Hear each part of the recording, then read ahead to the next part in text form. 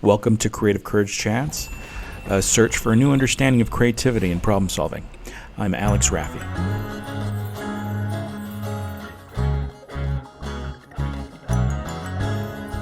Hi, everybody. We're back to another Creative Courage Chat. And today I'm speaking to artist Snyder here, and she's an old friend of ours.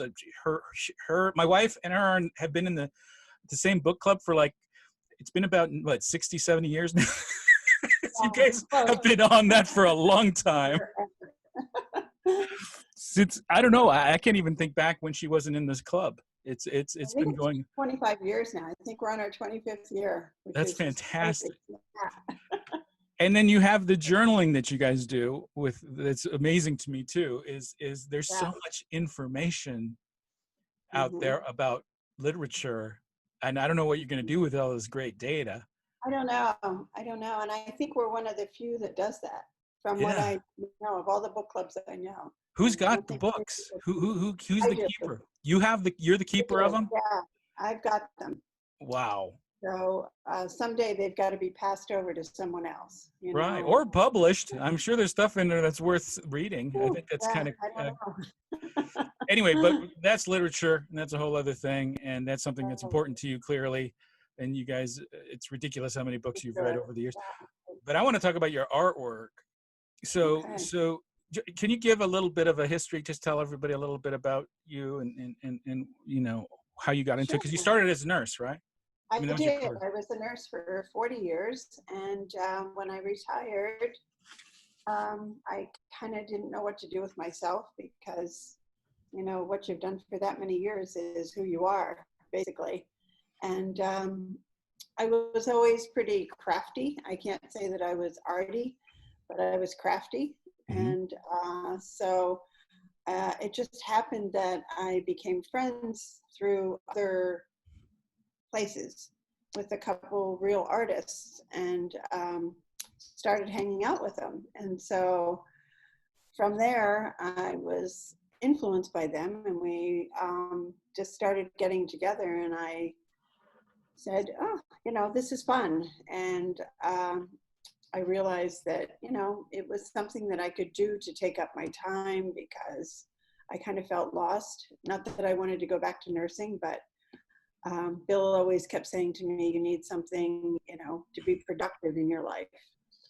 And so that was kind of it. And we decided, there were 3 of us at the time, and we decided to go on a couple workshops.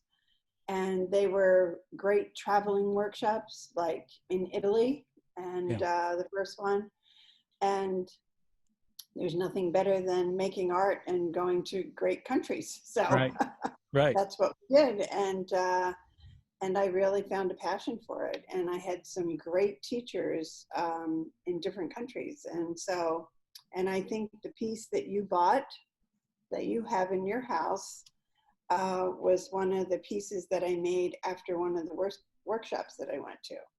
And I started with mixed media collage, which was great. I mean, that's just a wonderful, wonderful thing to make. They're so fun. And then I went to mixed media, and I eventually, and this has been over 20 years now, actually, and went to mixed media painting. And then I started just painting probably about maybe 6-7 years ago. And I really enjoy abstract painting. And in the last 2 years now, year and a half maybe, I started doing encaustic painting, which I really like a lot too. So it's kind of been a morphing as the years have gone by. And I think you have to know what you're good at and what you're not good at, and go with the flow that way. I mean, but how do you learn what you're good at and you're not good at unless you try things, right? Yeah, practice. And I mean, I know I will never do portraiture, and I don't want to do landscape. And so, you do what you really like and what you find your passion is. So, right. My story with, I don't know if you saw the interview I did with my former teacher, but he it's funny because I lied to get into his class. There were so many prerequisites that I had to take, and I was so uninterested in all of them. And I was just, Mhm. so I just kind of said, yeah, I took them all. But, back then nobody tracked anything. It was just, the whole Right. thing was Yeah. paper. So they let me in, assuming that I was telling the truth. So I lied my way into that class, but it saved me a lot of time. I don't suggest that anybody do that. I just, it's just what I did. It's not the right thing to do. But, so like, you've always kind of been into art though. You've always been into creativity. You went into nursing, but I imagine when you were younger, you're probably into it. Do you have an experience that you remember early on of where you decided that that was something that you loved? I mean, did you see art, or were you surrounded? Was it a I relative or something? when I was really young, like I said, my grandmother taught me how to embroider and my Sure. mother taught me how to crochet. So it was those kind of things. And then I learned how to sew Mm. um, because, I'm of the age that when we were in school, you took home ec and you learned how to sew. And so I made my own clothes. Back in the Right. 70s, you could make a mini dress pretty easily. So, Right. Right. but I made a lot of clothes. I made coats. I made everything. So, and then when Bill and I got married, of course, him being an architect, we both liked art enough that, and being surrounded by architecture and art, I mean, for 50 years now, Yeah. you're surrounded by that world, basically. Right. It, of course, influences you, I think. So, Sure. Sure. and, we've always collected art. So our house is way too full. We just had a conversation about a piece that's upstairs. It's like, what are we going to do with this? I think your taste changes. Oh yeah. What we liked years ago, we may not like so much now.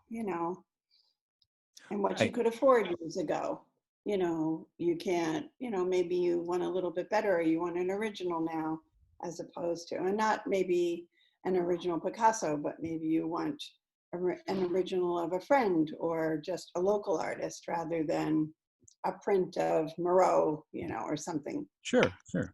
It's all relative, but anyhow, So it's in terms of because what are your thoughts on right now? Because right now it's funny because I've been talking to a lot of artists and gallery owners, and even before Corona, there was a struggle, right? Because people aren't going to galleries anymore, and no.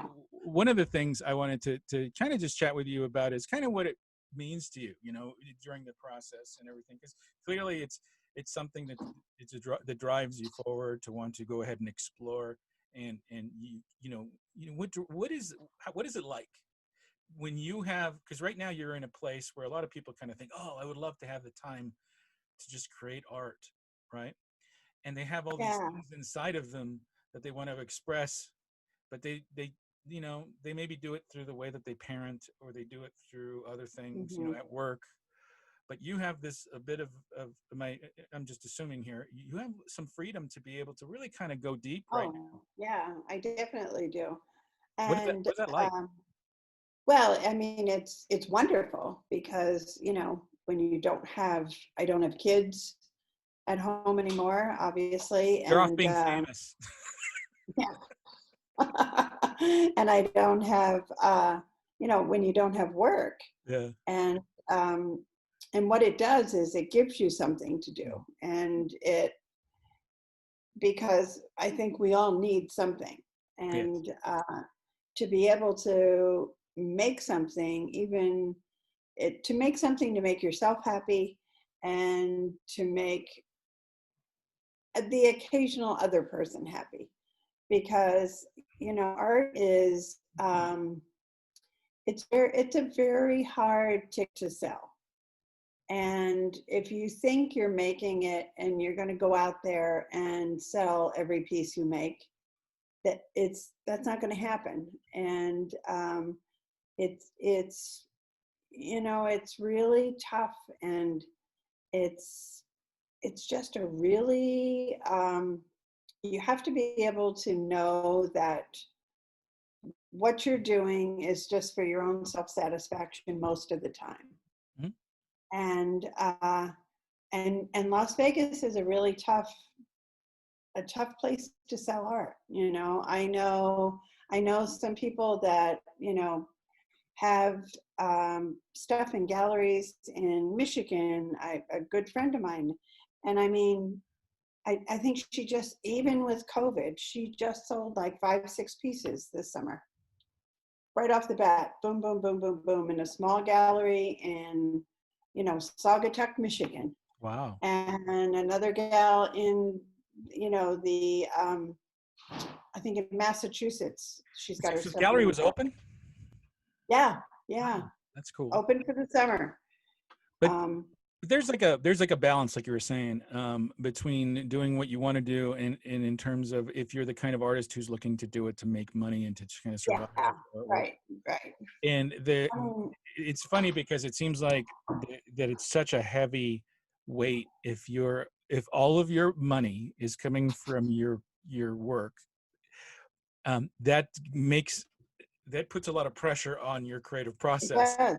Yeah, and you need a ton of confidence and courage to still yeah. capture that, because you're Mhm, pulling from something important, and if you're mhm. feeling anxiety, your work's going to show Yeah, anxiety, right? it's And I think true. that's kind of what you see in some of these artists. I mean, Yeah, you can feel the anxiety in a lot of some of the absolutely. most famous artists. You can feel it in their work, right? Yeah. And then you get, I mean, I can't remember the guy's name. There's a very famous artist who does like, uh, I want to say Mexican oriented design. Mhm. God, I wish I could think of his name now. And he did the same thing over and over and over and over and over for decades because that's what sold.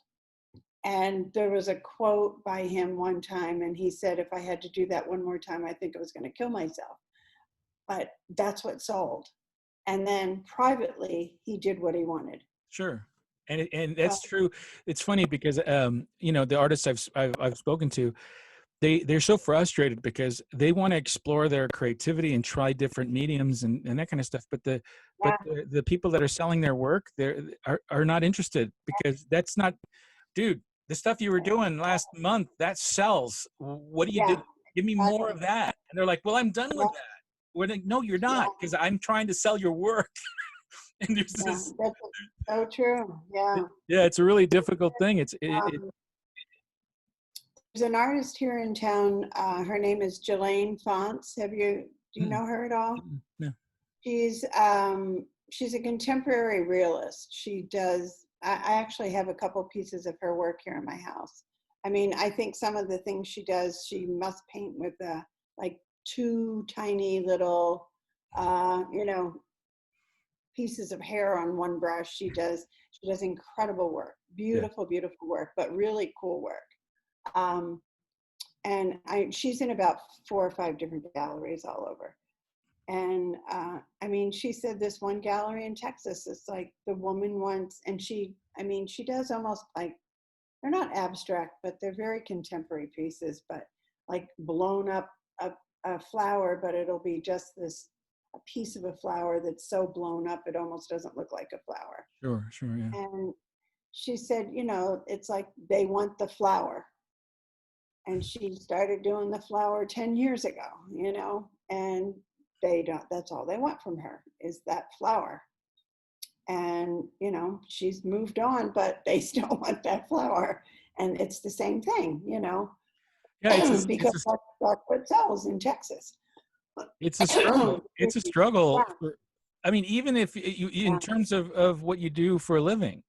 I mean, yeah. you're doing it for But, so many years and you're doing it over and over, and you end up just doing it to get a yeah, paycheck. And it's hard to put how much passion you have into it anymore. Maybe you started right. with a lot of passion and stuff, Hmm. so speaking of what you used to do, so when you were nursing, I have a lot of fondness for the importance and value of nurses through my mom's situation when she was fighting cancer. They were the Sure. ones that were holding us together. It was the Hmm. nurse. I gave the nurses all the credit for getting us through this thing. Yeah, the doctors are doing what they're doing, Hmm. but but but I was dealing with things, she was dealing with things, and the only voice of calming or reason was the nurse, right? Yeah, I think And so. it's a powerful, they're so incredibly important, as important, I think, as the physicians are for the emotional side of it and for just the nurturing and caring side of the thing.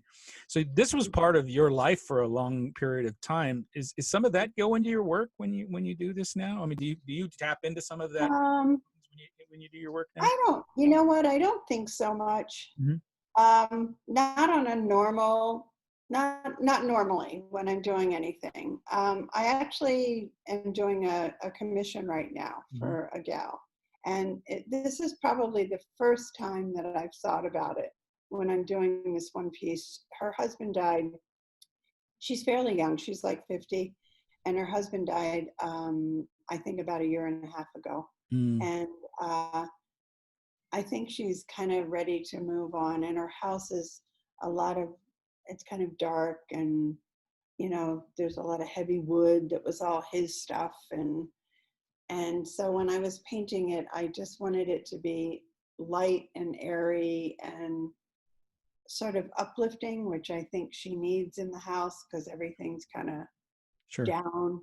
And it's the first time I've painted anything that I really was thinking about that when I painted it. Which is the empathy for the consumer of the work, right? Or Yeah. that, Because yeah, I really haven't had to before that, yeah, yeah. So, and it's, like I said, it's the first time I've really had to, because first time I had a big commission, she wanted 4 paintings. So that was like, Oh wow, that's great. yeah, That's good. it was a biggie for me. So I was, in terms of what we were talking about, the struggle of being a working artist. One of the conversations I had with one of the artists, my feeble attempt at trying to, I don't know if counsel or work through it with him, it was to kind of talk about how I sometimes talk about art with young artists, is where I tell them that the piece you just finished has no value. It's only valuable to the people who are looking at it and consuming it. To you, it should have no value. It's done. It's gone. Now you need to put all of your energy into the next piece. The only thing you need to put value in is your hands and your mind and your ability to make the art.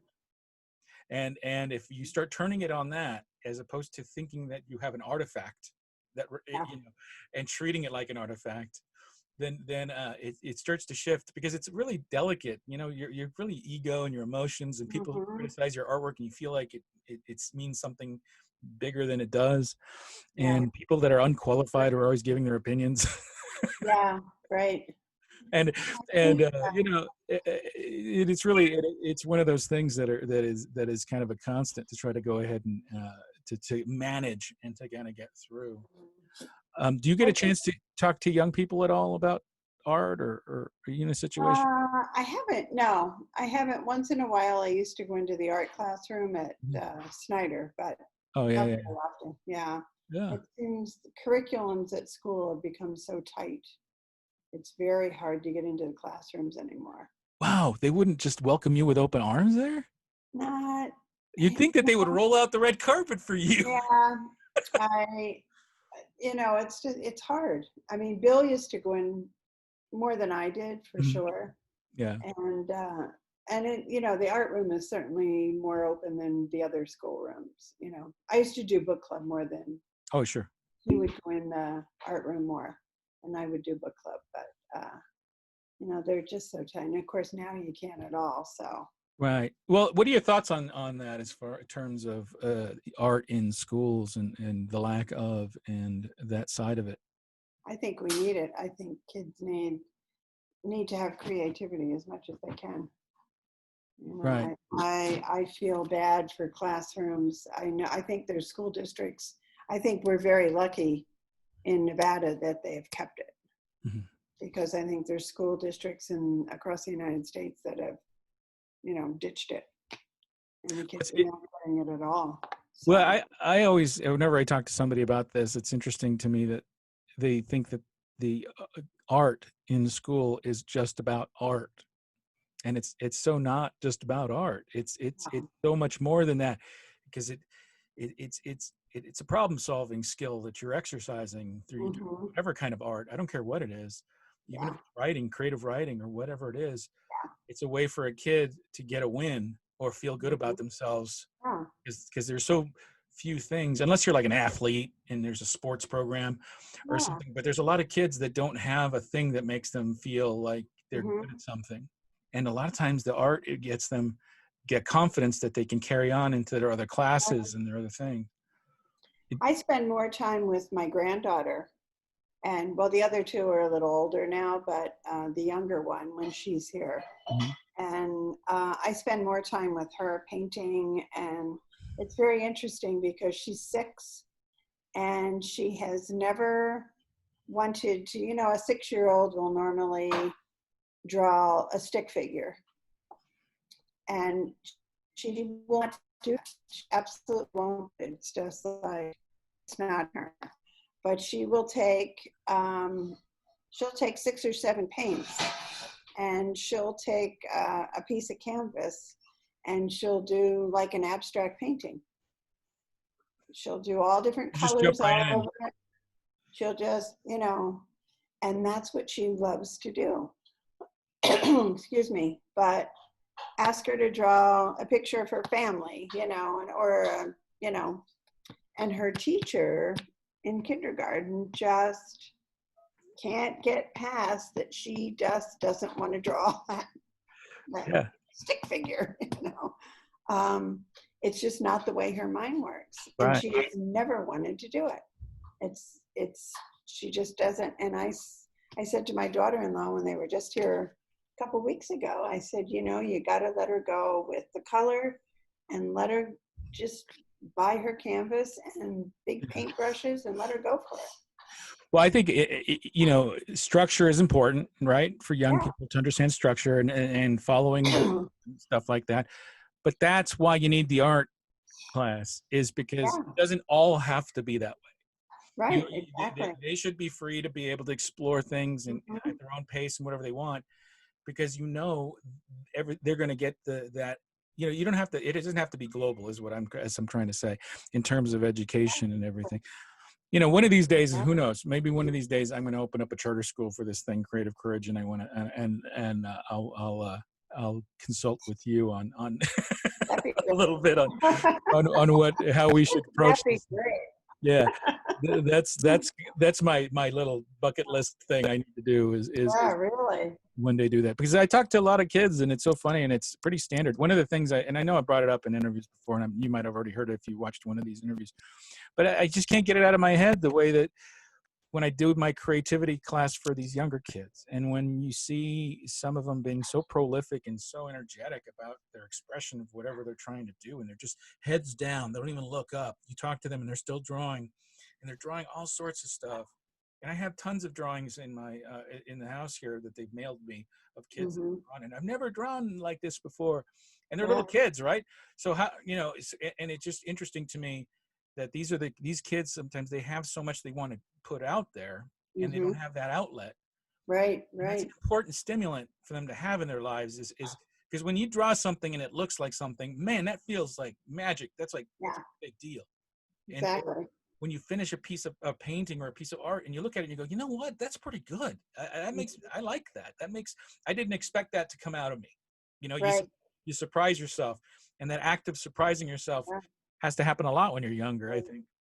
I don't know. It seems like something that'd be really valuable and important. I feel, for myself, very lucky, because I'm not in a position that I have to make a living, selling art. So I'm able to, like you said, I'm not bound by making one kind of art and sticking to it because that's what somebody wants me to make. So I can explore, and if I don't get tired of it, or I want to explore making some other kind of art, I can do that because I don't have to worry about what I'm selling to put food on my table. So I've been able to go from one thing to another. And, I've been more passionate about painting now than I have for a long time, or have been for quite a few years now. But every once in a while, I feel like, maybe I'll do a little mixed media for a little bit, just because, hey, I got a whole closet full of crap. Yeah, you got as well. Get it all out and put something together again, you know? Yeah, I've been trying to dabble, get back into my painting, and in the garage, it's like 120 degrees in the garage. Yeah, yeah, not this summer. Wait till October maybe, right? It's hard to paint oil painting when it's so damn hot out there. Yeah, right, right. But when it cools down, sometimes late at night, I'll go in there and I'll do a couple things, and I'll go, okay, I'm done. I'll go back in because it's even hot. I don't know. If anybody hears this, and you're not from Vegas or have never been to Vegas, it's like 90 degrees at night. You know, Oh, yeah. this time of year. Yeah. So You just can't even go out. no, it's just not good, not good. But great. So I guess we talked about a lot of different things. Real quick, I was hoping that you'd let me show some of your artwork, and maybe you tell me if you wanted to tell me a little bit about it. Would you be up for that? Sure. Okay, Yeah, cool. nice. So let's go and take a look. And so You know, this is just, I took a class with a lady in Colorado, mhm. and she had a great technique that was just really fun. You painted a little bit and then you rotated, and you painted a little bit and you rotated. So that's what this was. Oh, you And rotated the canvas? rotate the canvas, rotate the canvas. Oh, that's interesting thing to try. Scribble and paint and scribble and paint. And I think I used some colored pencils on there. And it ended up to me looking like a little bird and a nest, Mm-hmm. and a little kind of a tree and a person. So this was like an exploration piece, right? You were just kind of testing it out. Absolutely, yeah. That's an interesting idea, is turning your canvas every once in a while. Turning it all around, you know, like it was like a real exercise every like 2-3 minutes, real quickly, you know. And right, because it changes your perspective. It changes your perspective. Really without a doubt, yeah. So here's one of the abstract pieces you were kind of telling me that you were kind of getting into, right? Yeah, this was, I think was a beginning of a piece. It was probably an underlay, and God knows what it ended up being. It was just oh, I have so many paintings like that where there are 3 or 4 paintings right under the one you finished. Just a bunch of colors. I think I probably used I think I used a palette knife with those. So yeah, Okay. just underlay of color on that one. This one is actually hanging at Tate Center Kimsey office. Oh, okay. Yeah, this was in their lobby. Well, it was hanging up in their coffee shop, and then Wyndham bought it, and it's hanging right at the desk. You know, the entrance desk. Yeah. The lobby. So, yeah. Yeah, right as you walk through the coffee shop. Right. Uh-huh. That's great. Yeah. And that is, I was back east at the shore at my friend's place. And so the little boat there was, I was in Margate, New Jersey. And so that's I took a picture of the boat, and then I did a transfer. So that's like on transfer paper. Oh, okay. Put it on there and then put it on top. And of course the SPF is the sunscreen. Yeah. It's nice. Yeah. I like that. It's right away. You get the feel for the beach and you know, and everything when you look at that one. And that one, like I said, that was that's hanging in my friend's house. Just This is newer work. This is this is in caustic. Whoops. So, all right. Let me go back. And which is, you know, wax. So, which is a technique I learned this past year, about 1.5 years ago, and I really like it a lot. It's really fun. It's a really nice piece. I don't know, Tom Dowling, it reminds me of some of his work, my teacher, you know. I really enjoy working with it. It's a whole totally different technique, of course. Right. But, you know, the wax dries so quickly, so But it's also forgiving because if you don't like it, you can just heat it up and scrape it off. So, Right. you know, that's So also is the that beauty of it. wax on canvas? It's on cradle board, which is wood. Oh, okay. Okay. Yeah. Cool. And this is also wax. I did the series of the 4 of these with the little house on. So it's called the house series. So there's 4 of them. And they're all, I think they're 11 by 14s. And this is wax. This is wax as well. Yeah, this is interesting texture. I'll bet you it looks different in person, right? Yeah, it does. It Yeah. does. Mm-hmm. But it's really rich looking colors. It's really nice. Yeah, the wax is really, I mean, there's so many rich colors of it, and you can layer it, and it's really a fun thing to work with. That's interesting. And that's a piece of an old ledger at the top there. Yeah. That's like a ledger from the 1800s that you can just lay into the wax then. Right. It takes it real because well. when it's hot, you just lay it down in there and it just kind of Just put a nice coat of clear wax on top of it then, and it just goes in real nice. Yeah. That's good. Really, it really kind of makes it feel like an artifact, you know, when you have that in there. It's really fun to work with. And there you did it again at the top of this one. Yeah. The house shape in there. Yeah. And you're using this shape of a home or a house, a very simplistic design that's universally people will see it and know it's a house. And you know, the thing that artists hate when you ask them, what are you trying to express here? You don't have to tell me if you don't want to, but what is it that's driving that? Why are you drawn to that shape? I'm probably nothing in particular. I had it. It was like I had this shape, so I thought, oh, it's kind of nice, you know. Yeah. and then I just decided to do the 4 of them. You know, I thought, well, I'll just do a series with the house shape on. See, that's great though, because I think that's totally legitimate, because a lot of times people like to put a lot of meaning in paintings, which is great, right? Which is what you want them to do. You want people to try to kind of go deep and try to figure things out. Yeah. And it's not really important what the artist was trying to say. It really isn't as important as people think it is. It's their want. You know, I'm asking you that question just to kind of dig a little bit. Right. But at the end of the day, I have a theory that, I mean, to be honest, I think a lot of it is crap. I think people think that other people feel that they should have this long drawn out meaning for everything that they paint or do.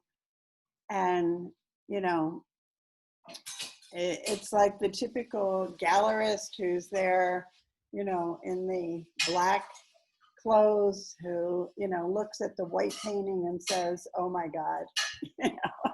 Yeah. It's so deep. Right.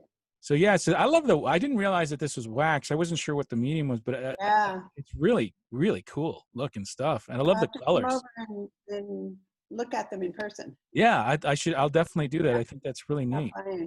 Yeah, so you can see them. Yeah, and I can come by and see Bill's cars too. That would be cool. Yeah, right.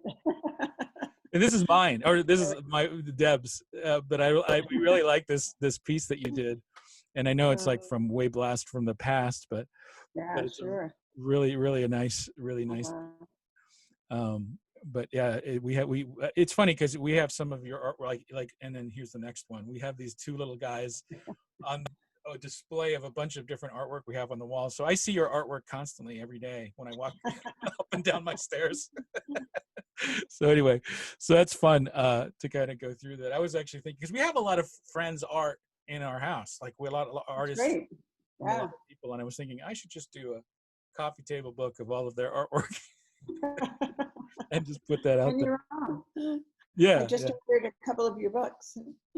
Yeah, right. But anyway, so we're at the end here of our chat. Do you, like, let's just say there's a young artist out there, maybe a young woman, a young man, and they're looking to maybe explore their art in some way, and they're trying to find a way. Do you have anything you'd say to them, or any kind of advice that you'd give? Gee, I would just say, go with your gut, do what you like, and don't worry about what people say. I think people are very, it's very easy for people to say, or for people to critique what you do when they don't do it. Right. Art is one of those things that it's very easy for people to say they like it or they don't like it, or, oh, I could do that. It's we don't say that about the plumber. Right. Oh, I could do that. But art is one of those things. Any of the arts, people very easily throw it around that it's, they poo-poo it, And, but when we look at what's left in the world, it's always the arts. It's true. It's a record of things that people were thinking and feeling. Exactly right. So, keep at it and, do what you love. So what you're saying is people need some creative courage. Yes, they do. See how I did that? On that note, they need creative courage. All righty. Well, thanks a lot for making the time to chat with me. Oh, of course. All right. Deb and I love you guys. Love you too. We'll see you soon. See you later, Alex. See ya, Bill. We'll see each other soon. I'll talk to you later. Bye-bye.